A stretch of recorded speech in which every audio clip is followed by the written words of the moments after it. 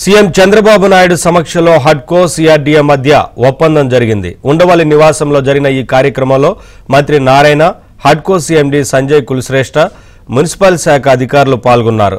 ఈ ఒప్పందం ప్రకారం రాజధాని నిర్మాణాలకు హడ్కో 11,000 కోట్లు రుణంగా అందించనుంది.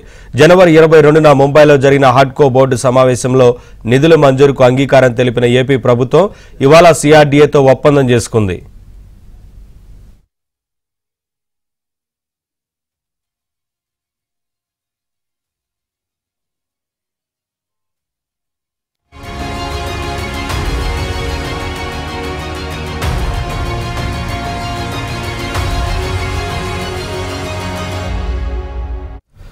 సీఎం చంద్రబాబు నాయుడు సమక్షంలో హడ్కో సిఆర్డీఏ మధ్య ఒప్పందం జరిగింది. ఉండవల్లి నివాసంలో జరిగిన ఈ కార్యక్రమంలో మంత్రి నారాయణ, హడ్కో సీఎండీ సంజయ్ కుల్శ్రేష్ఠ, మున్సిపల్ శాఖ అధికారులు పాల్గొన్నారు. ఈ ఒప్పందం ప్రకారం రాజధాని నిర్మాణాలకు హడ్కో 11,000 కోట్లు రుణంగా అందించనుంది. జనవరి 22న ముంబైలో జరిగిన హడ్కో బోర్డు సమావేశంలో నిధుల మంజూరుకు అంగీకారం తెలిపిన ఏపీ ప్రభుత్వం ఇవాళ సిఆర్డీఏతో ఒప్పందం చేసుకుంది.